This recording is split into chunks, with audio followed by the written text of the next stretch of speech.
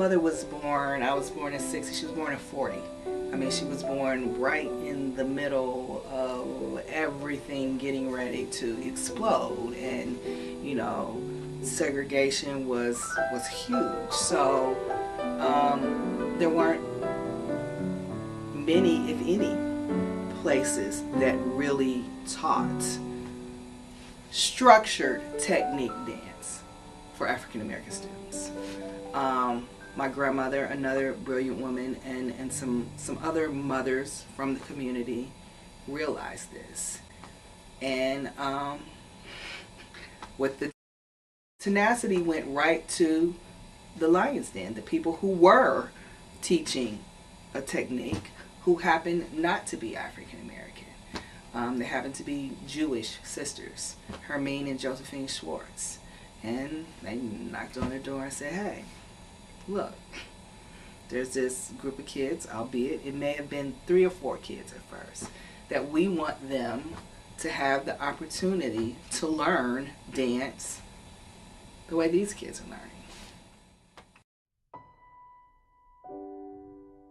We understand, but at this, you know what time we're sitting in, it wouldn't be good for us to integrate these. We can't. I don't even think it was it wouldn't be good, we shouldn't do it. I think it was we can't.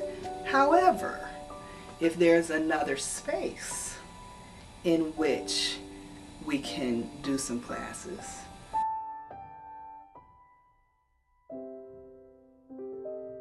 then we would be more than happy to teach these children.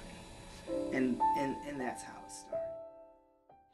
The Schwartz sisters became overwhelmed with running 2 schools for dance, one for white children and one for black. They had become fond of an African American student who was showing great promise at their Linden Center classes. The Linden Center was a community building on the west side of Dayton, Ohio, which was then the black side of town. Eventually, when the pressure became too much to handle, the sisters turned the complete direction of classes for the Linden Center over to the 19-year-old visionary, Jeraldyne Blunden.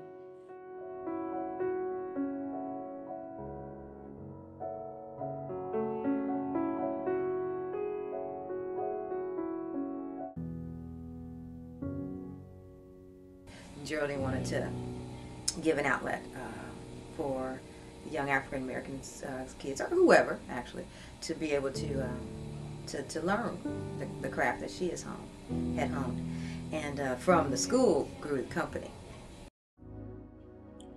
After being deemed an award company by the Northeast Regional Ballet Association in 1984, the Dayton Contemporary Dance Company began to take flight. Just 3 years later, the company was invited to participate in a groundbreaking preservation project spearheaded by the American Dance Festival entitled The Black Tradition in American Modern Dance. The project was created in 1987 to preserve classic dance works by African American choreographers. The 1980s proved itself to be a fruitful time for the Dayton Contemporary Dance Company. It would acquire Donald McKell's Rainbow Round My Shoulder, Elio Pomare's Las Desenamoradas, Tally Beatty's Mourner's Bench, and Lester Horton's Beloved, amongst others.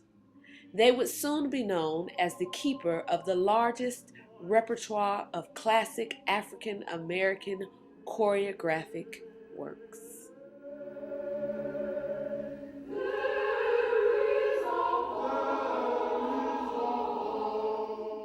Dedication to the craft and attention to detail drew many choreographers to request DCDC and its founder, Jeraldyne Blunden, to present and preserve their work. By 1990, DCDC was in full stride. They had been designated as a major arts institution by the Ohio Arts Council, the only dance company to be awarded this honor. Years earlier, Ulysses Dove's Vespers, originally created at DCDC, would be requested by Mr. Ailey to be performed by the Alvin Ailey American Dance Theater. James Truitt, who served as an artistic mentor to the company and lifelong friend to Jeraldyne, would restage several Lester Horton works on the company from his memory and detailed notes. The acquisition of those works afforded DCDC the luxury of international acclaim and travel to Korea, Russia, Poland, and in 1994, they were the only non-New York dance company invited to perform at the acclaimed Biennale de la Danse in Lyon, France.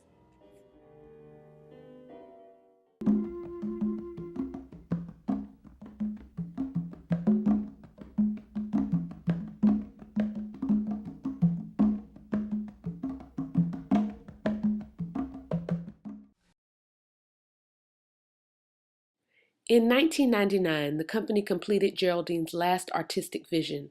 It was a collaborative project between the master choreographer Donald McHale and the emerging presence of Ron K. Brown. That collaboration marked the end of an era and catapulted the company into the next decade. It would continue to perform its classic repertoire under the direction of Kevin Ward in what was called the Project Years. DCDC continued the business of acquiring works from the who's who of internationally acclaimed choreographers such as Doug Verone, Bebe Miller, Jawole Willa Jo Zoller, Dwight Rhoden, Rennie Harris, and Donald Byrd.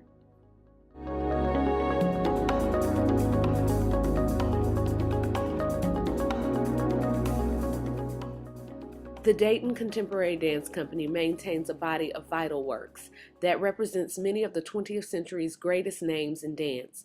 Together, these works tell a story about the profound influence of the African American contribution to contemporary dance in the United States.